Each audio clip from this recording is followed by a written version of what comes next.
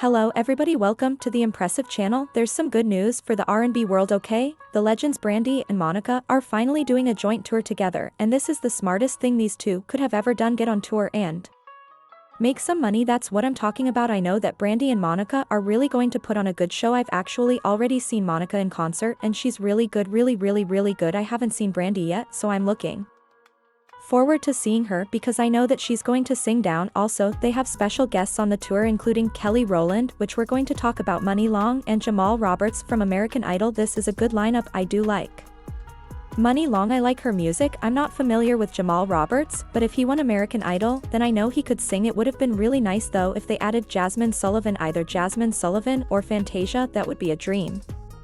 A tour full of vocalists, but the lineup as it is cool, and Kelly Rowland is a very special surprise. I didn't expect to see Kelly open up for Brandy and Monica, and I'm not mad at it at all. A lot of people were wondering why is she opening up for somebody, you know, she should be headlining her own tour. I do agree with that. I think that Kelly Rowland has done enough in her solo career to at least headline her own show, and if she wanted to do bigger venues she could co-headline with other artists like Sierra, maybe Ashanti, maybe Kesha Cole. That would have been smart too, but she is opening up for Brandy and Monica and people had a lot to say about it. Some weren't exactly happy about it. This one person said, respectfully, you shouldn't be opening for nobody, you could do your own tour. As for what the F we're doing, I'll just go for Kelly because, when the opening act is bigger than the headliners, Kelly Rowland's child Alum isn't an opening act for anybody. They believe Kelly is too big for Brandy and Monica, and you're the biggest act on this tour. One day, we'll discuss how Kelly Michelle's father, Golly, used Michelle as a stepping stone for Beyoncé, so now you guys want to act like she's a little fish here, but let me just say that opening up for Brandy and Monica isn't a slight in the slightest. She's opening up for R&B legends, and that's great for Kelly right now because she hasn't been as active musically in a while, so this is a great opportunity for her. Another person commented, a dang shame your bestie will never let you touch her stage. Shout out to Brandy and Monica for being the generous queens. So they're alluding to Beyonce not allowing Kelly to be an opening act for any of her major tours. Now I'm going to say this, Jay-Z is not allowing Kelly to be an opening act for Beyonce, because that is splitting up the money that is supposed to go to the Carters only. You hear me? Jay-Z has Beyoncé on stage trying to get that money because they have a 10-year deal with Live Nation, so in order to fulfill that deal Beyoncé has to go on tour. This is a part of her contractual obligation, and she also brings in the liquid cash that they need to run some of the businesses because it gets expensive. And also Jay-Z did take a major hit over those accusations against him because he was denied well over $0 million in loans, so he needs Beyoncé to go on tour. He needs that, and allowing Kelly Rowland to open for Beyoncé is just not going to work because they're going to have to split the profits, and that's not what they are trying to do at this point. And I did hear that Jay-Z is going to be headlining the Super Bowl halftime show next year, which is basically going to be him featuring Beyoncé, and this is going to give Beyoncé's Act 3 album promotion, and she'll have to go on tour again next year. Some people say that she's going to do the Betty Black tour. I don't know how true this is, but I wouldn't be surprised if it happened that way because once again they need Beyoncé on that stage to make money. Now I want to move on and talk about the actor Christian Keys. Christian Keys discusses his show once more. He created the show All the Queen's Men, which Tyler Perry produced for BET. However, it got to the point where Christian and Tyler were involved in a legal battle over the show, and it was claimed that Tyler was attempting to take the show away from Christian. Christian tried to expose Tyler Perry, even going so far as to do a live appearance in which he disclosed that a major Hollywood figure had been sexually harassing him for years. Many people thought he was referring to Tyler Perry. Sexually harassed for years.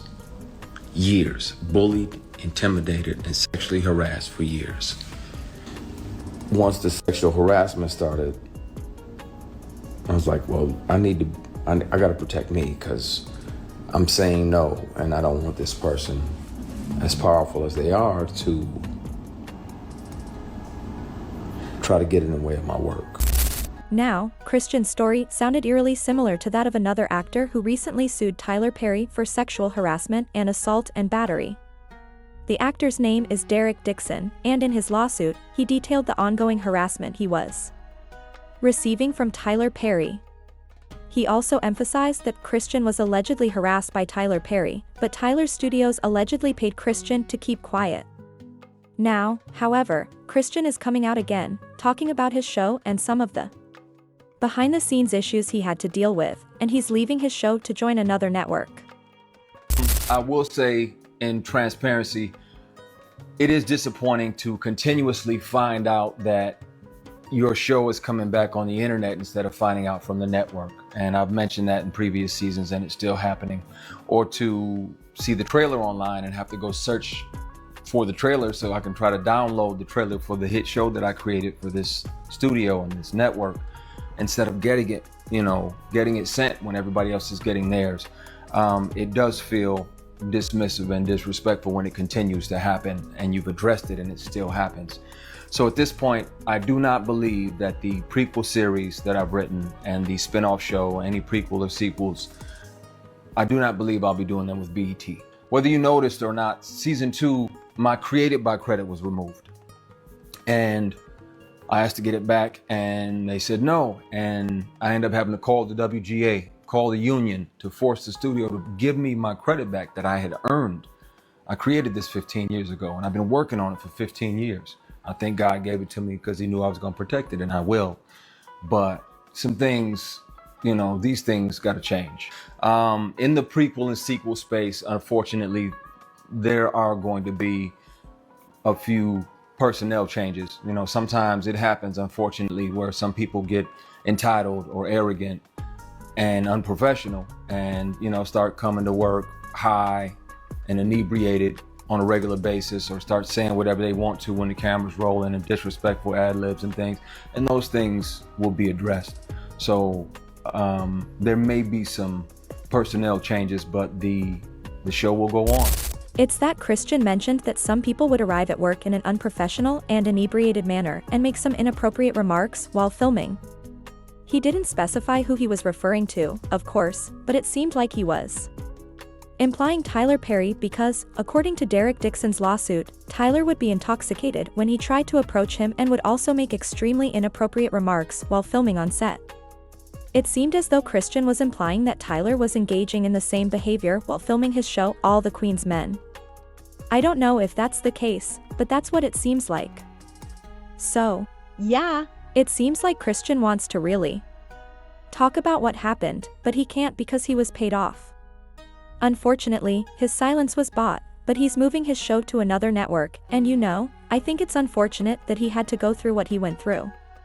In all honesty, I think Christian Keys would have made more money if he had sued because he actually had recordings of the harassment, but he accepted the hush money instead. As a result, people are less sympathetic when he talks about these things now because they realize that his previous statements were more about his own self-interest with regard to his TV show. Please share your thoughts about this video below, like, comment, and subscribe if you care.